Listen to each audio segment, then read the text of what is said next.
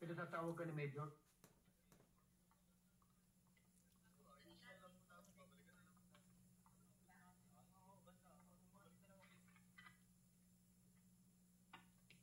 You can rest assured that we will extend all assistance and cooperation possible.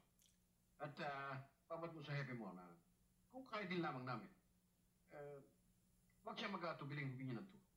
Paabot ko, sir. Siya nga pala, saan ka ba tumutuloy dito sa Manila? Wala pa ho, Major.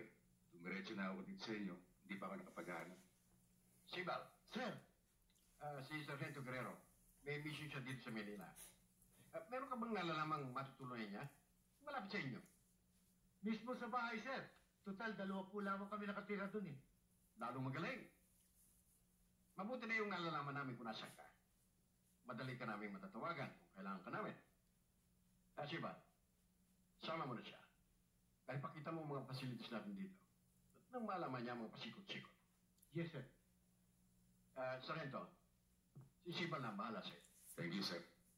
Sir.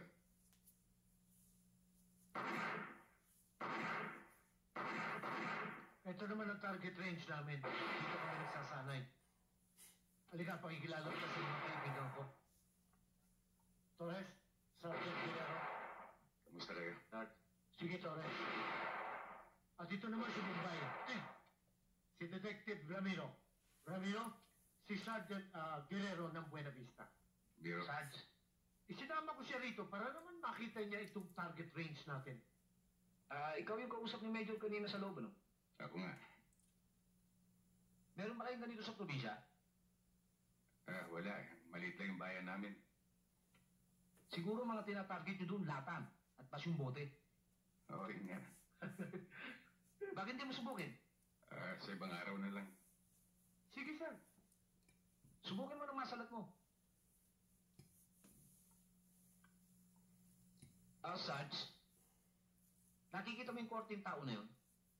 Ang patatamaan mo, yung bilog sa dibdib, papapasukin mo, ha?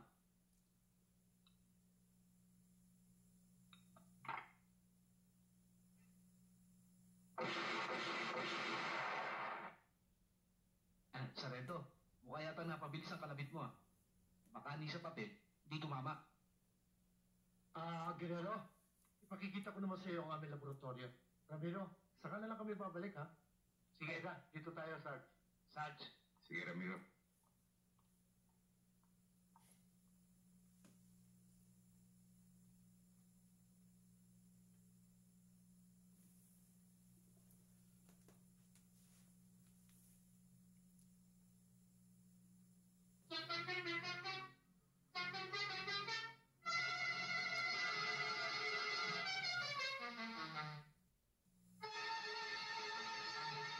Bakit, Ramiro?